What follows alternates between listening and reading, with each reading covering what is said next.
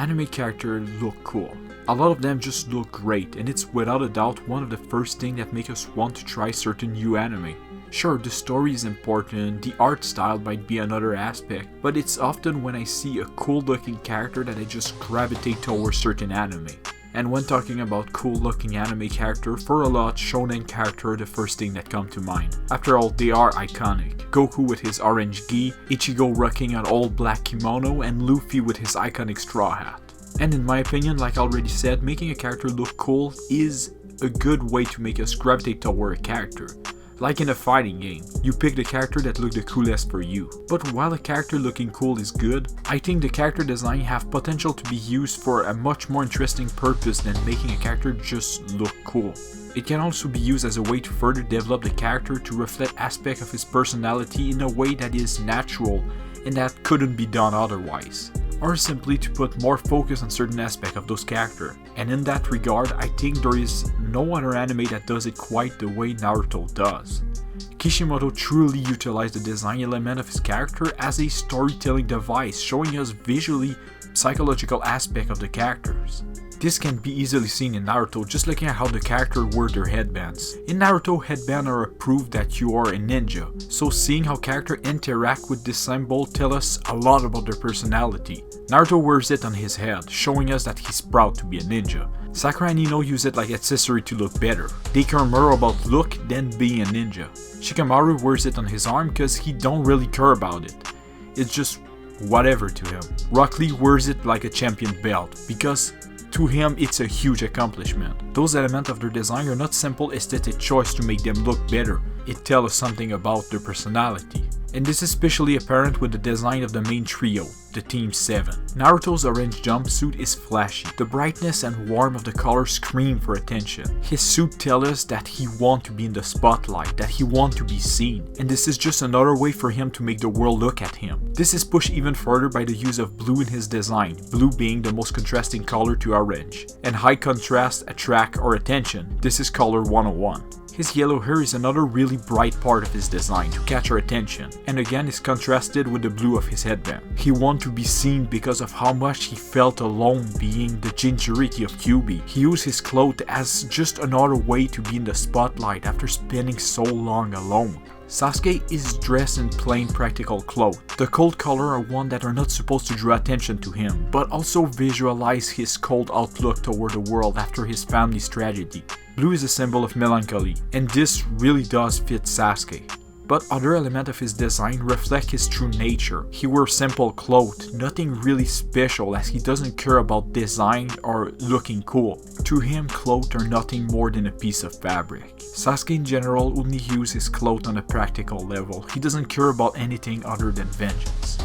Sakura wears a red dress clearly to catch attention of others, especially the ones she has a crush on. Similar to the way she uses her headband as an accessory to hold her hair and look prettier, her clothes clearly isn't optimal for combat. Her dress could clearly get in the way, and her long hair could also be a nuisance in battle. Similar to Naruto, her clothes matter to her, but she doesn't want to be seen as much as Naruto, but want to be beautiful. Less flashy, but more pretty. She wants to be fashionable and beautiful to the one she loves. After being bullied, Ino told her that she should be proud of her own beauty. And now she uses her clothes in a way to become more confident and beautiful, even if it goes against her life as a ninja. Hell, cutting her hair, changing her design was part of her arc, so I mean it's obvious that there was care put into her design to reflect her personality.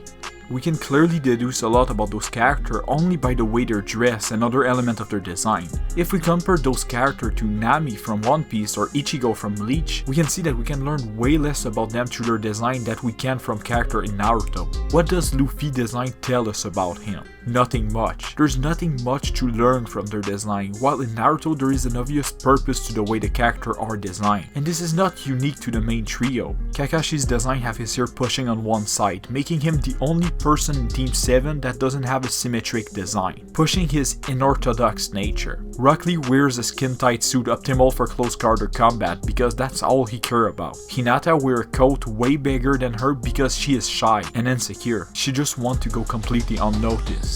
I could go on, but let's look at something else. The way the character design can tell us about the character's relationship. Naruto is dressed in orange and Sasuke is dressed in blue.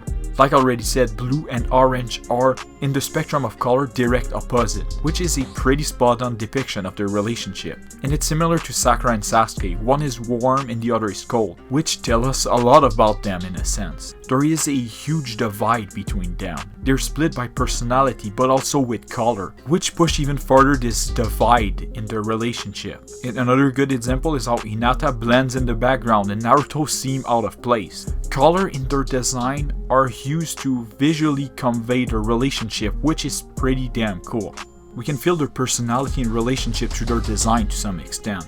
But my favorite thing about how Kishimoto handles character design is how it goes even further.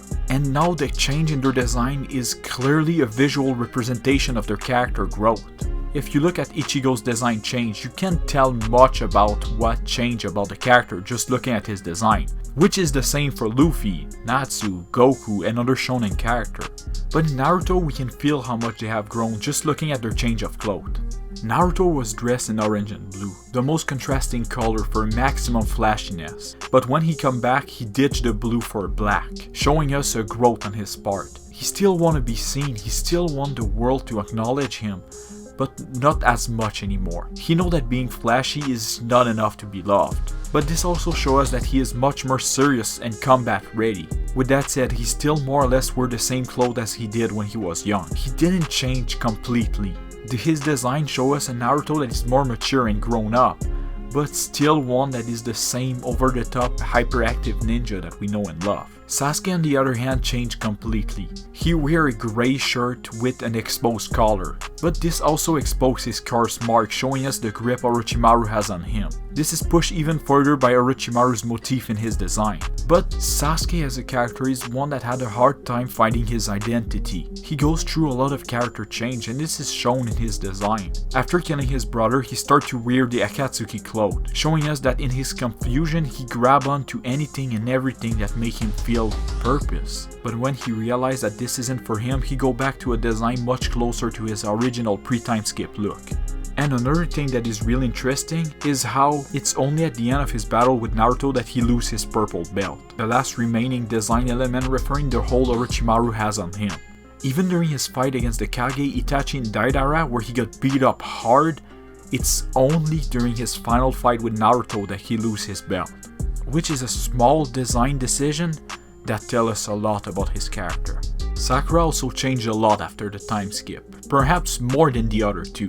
She still rocks red, but no longer wear a dress, which shows us that she takes being a ninja much more seriously than before. With the addition of practical piece of equipment like longer boots, elbow protector and glove, it's really apparent that this Sakura is combat ready. But her sense of fashion isn't completely gone, not by a long shot. Her headband is still used as an accessory to look cute, same for the skirt I assume. She still cares about how she looks, but it's not her priority anymore. She wants to be stronger now, as shown by her change to a more practical approach. And one of the most interesting little change is how her headband is now red instead of blue, which is clearly referring to the headband Ino gave her, showing us that their rivalry is kinda over.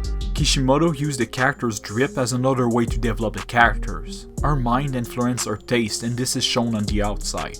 In simple way like how they use their headband to show us how they view being ninja, or in more complex way to show us visually character growth.